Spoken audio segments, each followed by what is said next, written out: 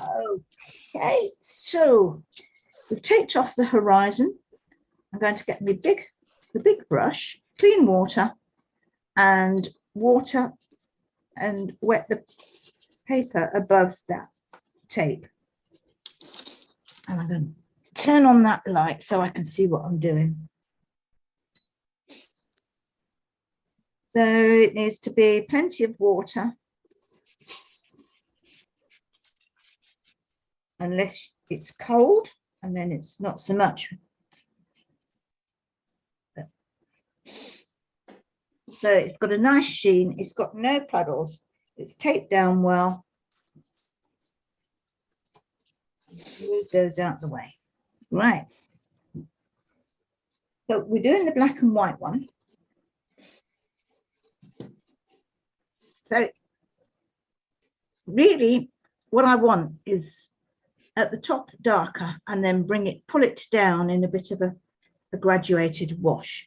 Now I'm using neutral tint, but you can use a mix of Payne's grey and black, cobalt blue, like red, anything that gives you a fairly dark grey. So I'm just mixing up some, because we're going to use this for the whole painting. And of course, I need to mute you. There we go. So I've got a nice grey with a bit of a tinge of blue in it, because that's a little bit warmer. And I've put a little tiny bit of sepia in it as well.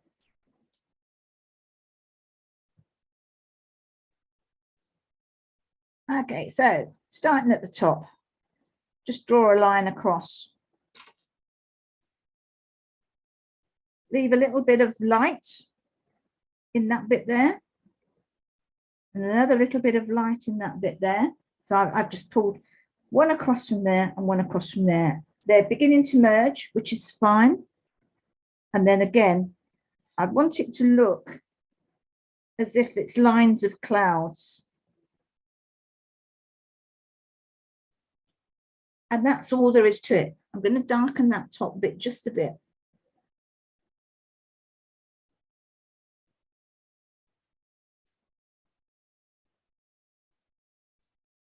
Then I'm going to pick it up. If you can, if you've taped it to a table, you can't do this. But I've taped it to a board and just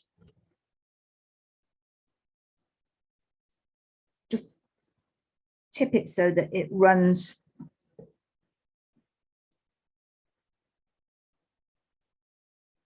So basically it's a mark up there, it's pull across there, pull across there, and some across the bottom there. But we're going to put bushes there anyway. So, and it's beginning to diffuse. I don't really want to lose that white bit up there. So I'm going to take my brush, squeeze it out, dab it on paper, and just with the gently just lay it on and pull it through that paint. And that will give me some light there. And the same with that bit there. Just gently do it using the tip there. The paint, because it's still wet on a wet page, will start to fill that in, which is good, because it will make it look natural. If you've done it when it's drying, it's more difficult. So yeah, choose which way you're going to tip it. I always tip mine left side higher, so it runs left to right, but whatever way. That's drying now, because it's quite warm here. The next thing is, with a smaller brush, whilst it's still wettish, is some more of that colour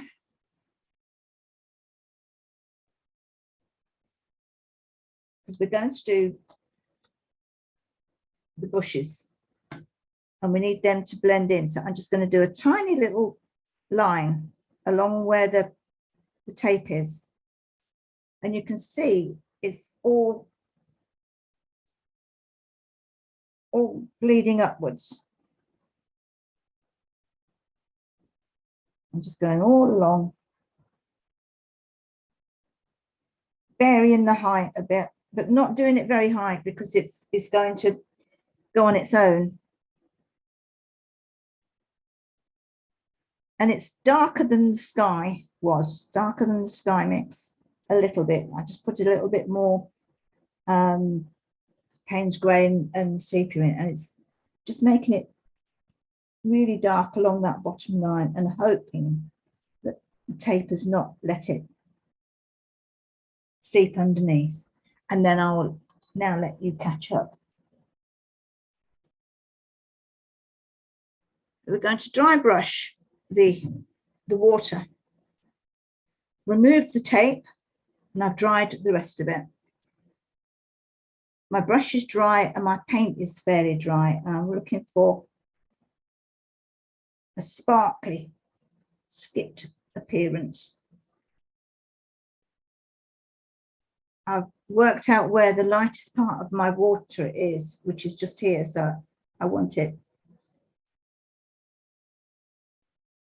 less there and more towards the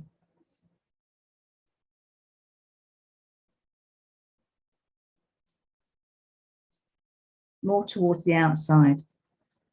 Hardly had any water on there and hardly any paint. Well, the paint was quite dry.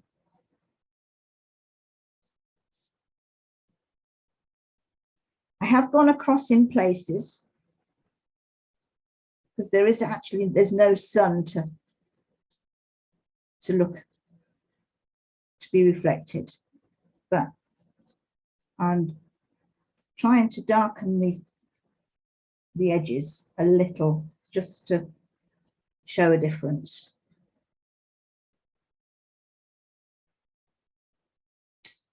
And that's all I'm going to do for the water.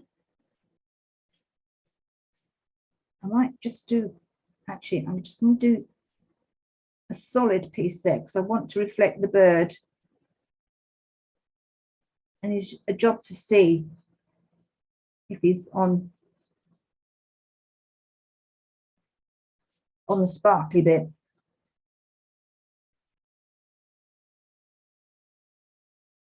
So I've just made that a little bit more solid just by putting a little bit more water on my brush and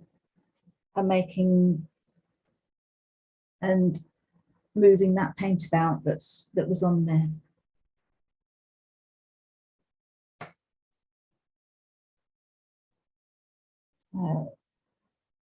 So we've let this dry. Everything is dry enough to do the details. First thing, I'm just going to do a few little sticks from behind the little bushy bits at the bottom, just a few little sticks. It's in a darker tone of the same color we've been using. They're a bit random. They're not, I'll do a couple down the bottom there. It's something of nothing really. It's just to give the eye more to look at.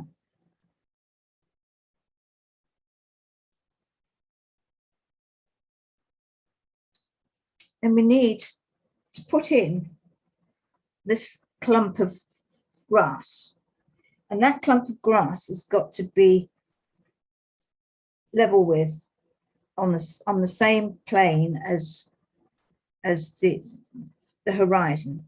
So I'm just going to use this piece of paper and with my eye just draw this little island, getting it level, otherwise it will look awful. And it's about 1.5 inches long, maybe, yeah, And I'm just putting a pencil mark in so that I know where it's got to go. So it's along there. I don't think you can probably see that, but it's just there. And I'm just going to get the same color and my rigger and just wiggle the color along that line.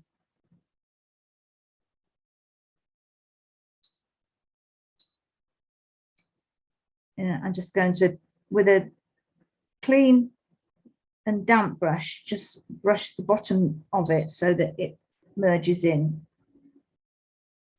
It diffuses in a bit. And then I'm just going to do some grass, and I'm just using my rigger just to do a few twiggy bits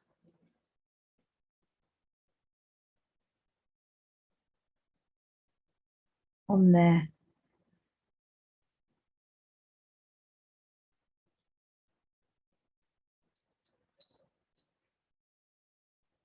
And the next thing is to be careful of, because we need it to be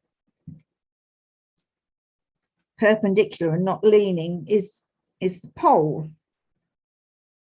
I suppose you could have a leaning pole. Let's have a bit of a leaning pole. So it's not drawn in. I'm just going for it. And I'm just putting the pole in. Mine has got a lean, that's fine.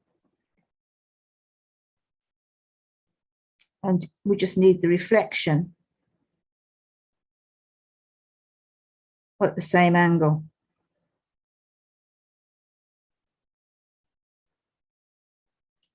We need reflection of the grasses. You don't have to be too particular, but just where they are, just reflect them into the water.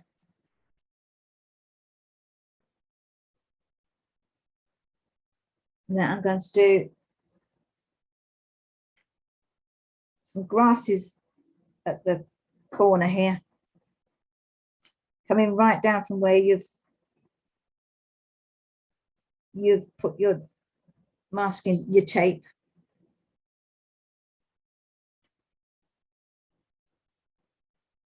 So that's on this side of the bank.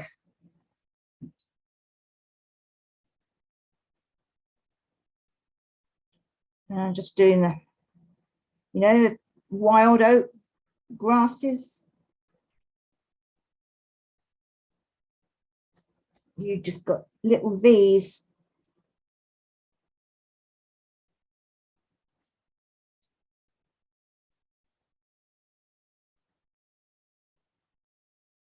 You can make your grasses as tall as you want because they're closer to you. I don't put the grass heads on, or the seeds on each one. And I made one dip down because it looked like it's broken. So,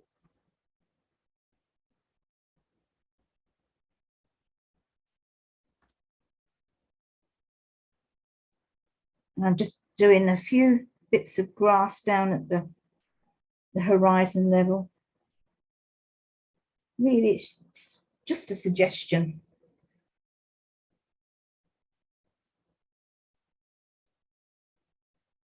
And darken that up a bit.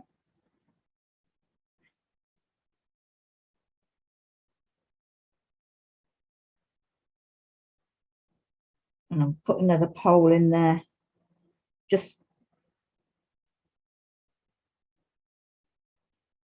and make a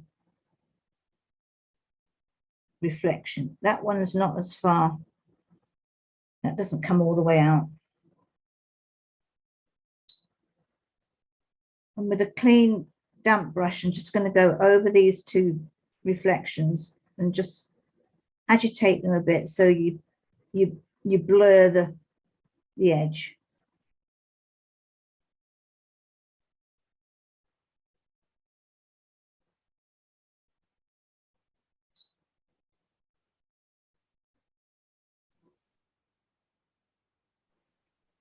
The last thing is some, last thing are birds.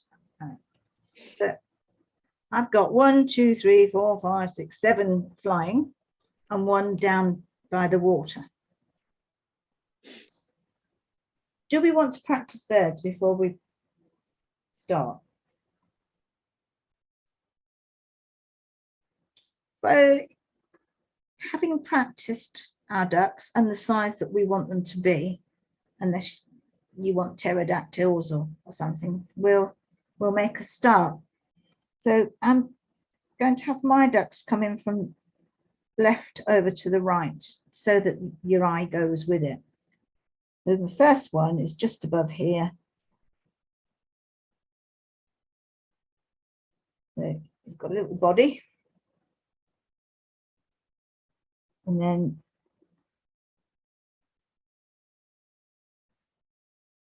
so I'm sort of drawing them in an arc, leaving a space.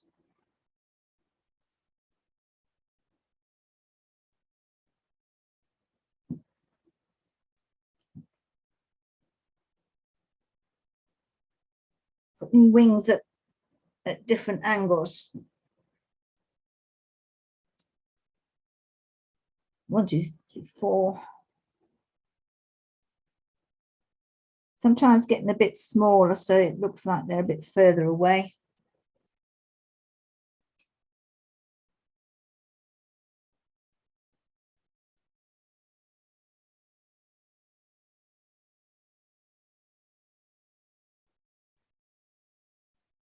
And then I'm going to draw one that's just behind.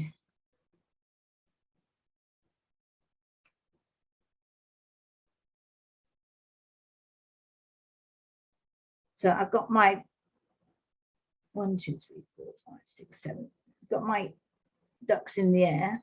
I'm just going to have one, the main duck, down on the river. So he comes in and he's a bit thicker there and his body's a bit thicker.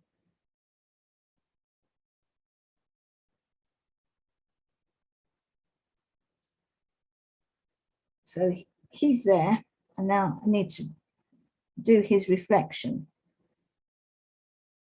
So just turn your brain the other way up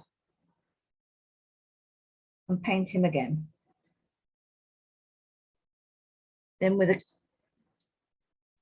clean damp brush, just agitate gently through it so that it looks like a reflection and not a bird flying upside down.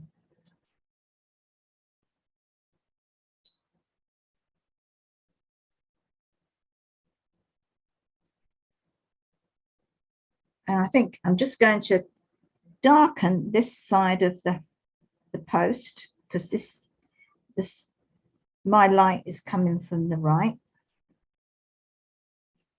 So it's just darkened. And this one as well.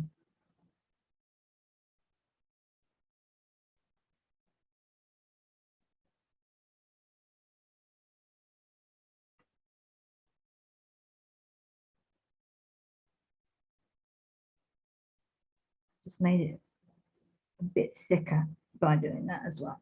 So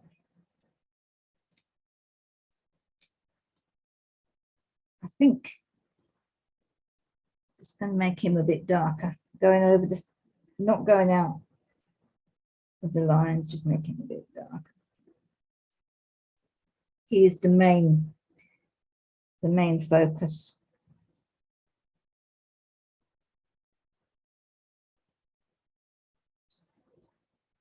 And there we are, ducks, etc.